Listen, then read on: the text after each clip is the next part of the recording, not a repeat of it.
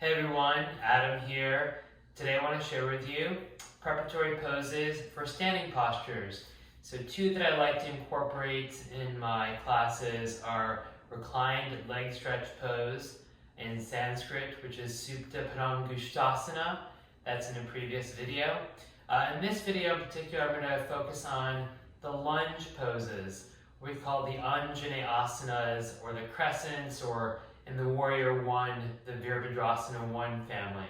So these two poses, the reclined leg stretch pose, Supta Padangusthasana, stretches the muscles of the posterior thigh and the back of the hip. And then the lunges are going to stretch the muscles at the anterior thigh and the anterior hip. We can collectively call these the hip flexors. What that essentially means is a muscle that's a hip flexor is a muscle that when it contracts, it's going to approximate the thigh, the torso, or the torso to the thigh. So I wanted to show you on the model here on the vertebral column that you have a series of muscles. The one that probably gets the most publicity, if I take the yoga belt here, is going to rise from the sides of the lumbar spine, the vertebral bodies. I'm just going to pin it up a little higher, all the way around the pelvis into this bony protuberance called the lesser trochanter. That's called your psoas. There's another muscle attaches at the iliac fossa called your iliacus.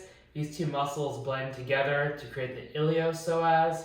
You have a series of muscles arising from the pubic symphysis area, the ramus of the pubis, down to the superior and the inferior ramus to various points in the inner thigh, called your adductors, and then a muscle here at the anterior inferior iliac spine called your rectus femoris.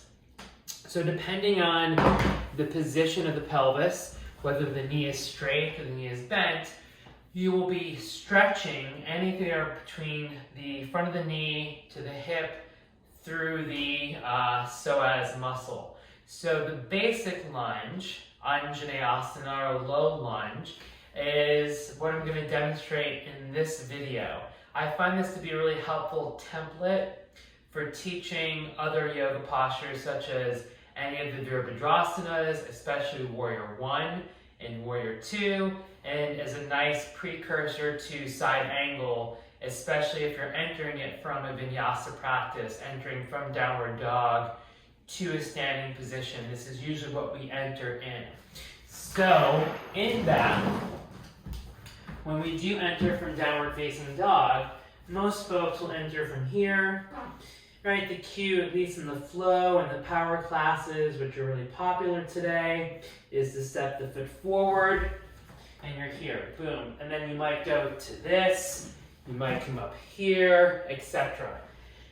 So what I find helpful for beginning students, or just to practice the pose in isolation, so we can really focus on opening up the tissues at the front of the thigh and the front of the hip, is to begin on my hands and knees in the morning. If I wake up early to practice asana, I want to just jump into a flow. I might want to warm up a bit. So I'm going to move the blocks over to the left side of my mat. This will give me space. I'll place my hands on my blocks and I can swing my right foot around. Notice it wasn't a, right? Slowly bring it around. Then I can frame. I have 3 heights of the blocks. I'm going to place the block at the lowest height.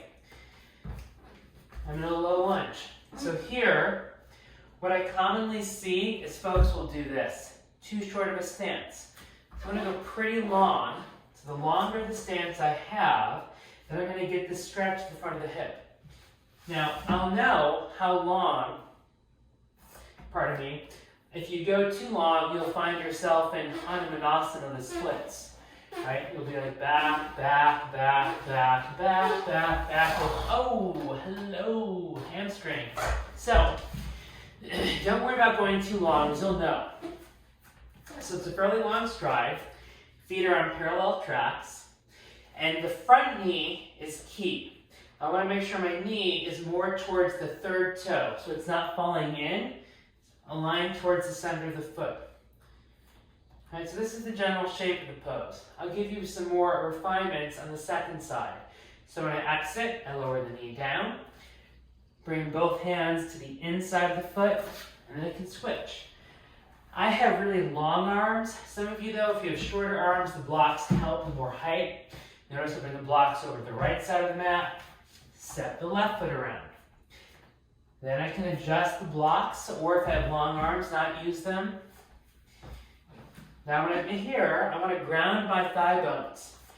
So my right inner thigh in particular is going to resist up. And so I had someone sitting, imagine that, in the back of the right thigh. So the right thigh bone is going up, and the inner right thigh goes back. It's like I'm almost tractioning this thigh backward. The top of the left thigh bone drops down. And then I can stay. Now, for me, I feel more stretch through here. I could lower my knee slowly by bending my knee, and then I might feel more of my quadricep.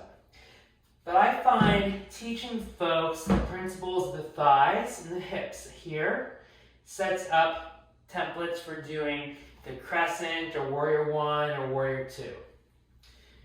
So I hope you found this video informative and a little out of breath. Yeah, teaching and doing lunge poses is totally different than just doing lunge poses on your own. Who knew?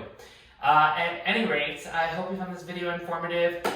Stay tuned, I'll be posting weekly. This is just good practice for me. I've been teaching yoga for 20 years. However, I feel extremely awkward doing social media.